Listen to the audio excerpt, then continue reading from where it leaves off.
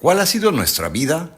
Como la hemos vivido hasta ahora, hemos sido felices, hemos transmitido nuestras costumbres, buenos hábitos y nuestra buena educación con todo lo que conlleva, hemos amado. Estamos actualmente para reflexionar estas y muchas otras cosas que hicimos y lo que no hemos hecho todavía, pero que aún estamos en tiempo de intentarlo.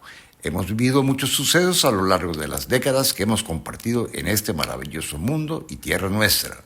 Cómo no recordar nuestra infancia llena de anécdotas, nuestros juegos, la chácara, las canicas, nuestros parques, los caballitos, el velocípedo y después la bicicleta, el go-kart, las vivencias en la escuela, el sonido del borrador de la pizarra cuando iba viajando hacia tu cabeza, las manos rojas de tanto reglazo que te daba la maestra o el cura perfecto de la escuela, odiosos pero correctivos.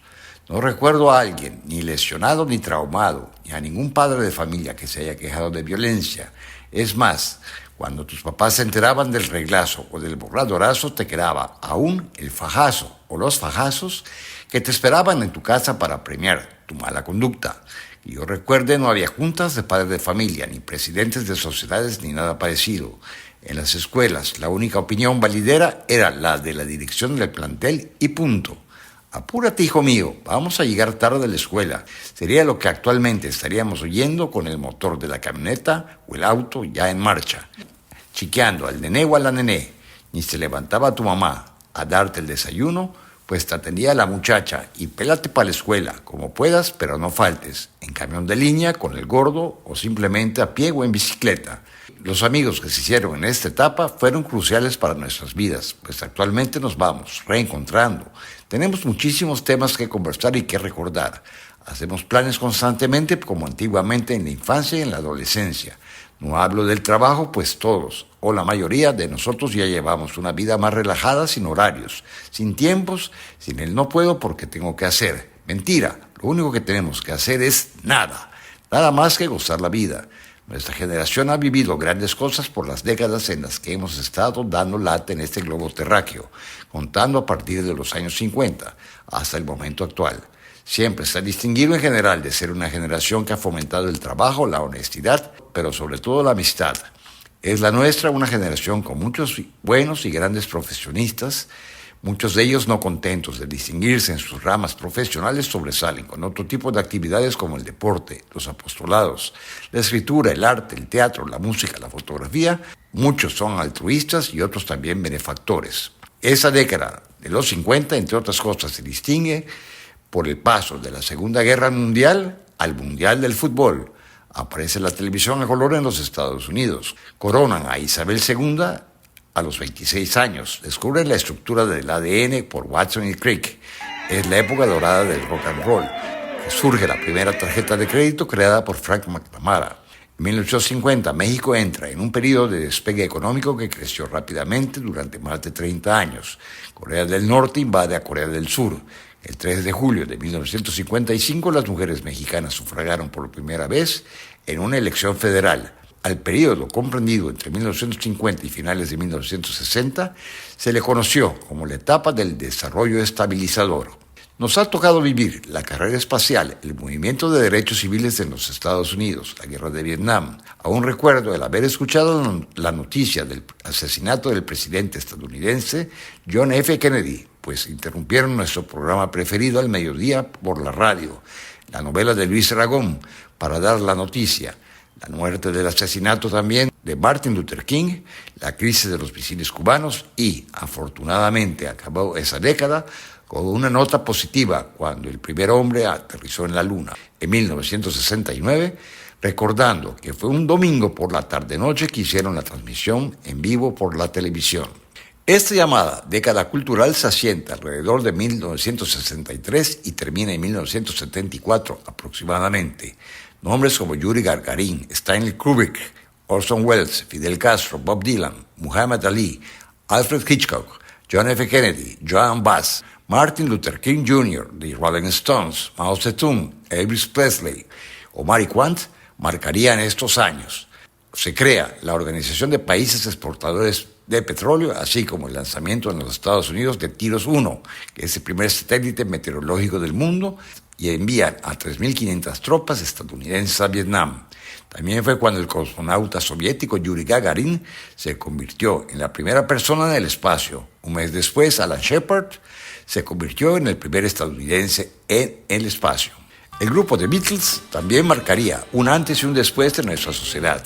La Beatlemanía, con el inicio del primer sencillo, Love Me Do, presentado en el Reino Unido, fue solo el comienzo de una gran corriente de fenómenos que seguiría extendiéndose con el paso de los años. En una vertiente más cinéfila es posible que no sepas que la primera estrella que apareció en el Paseo de la Fama de Hollywood se colocó el día 9 de febrero de 1960 y fue para Johnny Woodward. En nuestro México nos tocó vivir el 1 de enero de 1960 la creación del ISSSTE. Con eso los trabajadores públicos tendrían acceso universal al servicio de salud, prestaciones culturales y económicas y pensiones para ellos y para sus familias. John F. Kennedy, entonces presidente de los Estados Unidos, aterrizó en la Ciudad de México para una corta visita en junio-julio de 1963. En septiembre de 1964 se inauguró el actual Museo de Antropología e Historia, que debía difundir la antropología de los pueblos indígenas mexicanos. En 1965, la gran manifestación de la Alianza de Médicos Mexicanos es aplastada. Dicha manifestación era a causa de los bajos sueldos y aguinaldos a los médicos residentes, lo que no ha cambiado hasta la fecha, reemplazando a los paistas con médicos militares. El asalto al cuartel del ejército mexicano en Madera, Chihuahua, en septiembre de 1965, fue la primera insurgencia de tipo guerrilla en México y la primera acción militar declarada contra el gobierno tras la conclusión de la llamada Revolución Mexicana. También el 4 de septiembre de 1969 es creado el Metro de la Ciudad de México. Hay un boom del rock mexicano con grupos como The Steam Tops, los Hermanos Carrión y los Rebeldes del Rock, que lanzaron los primeros éxitos masivos de la música popular en México. El 12 de febrero de 1967 se firma el Tratado del Tlatelolco por los países de América Latina y el Caribe como una muestra del rechazo a la carrera armamentista. Se nacionaliza la energía eléctrica en México el 27 de septiembre de 1960, gracias a intelectuales como Vicente Lombardo Toledano.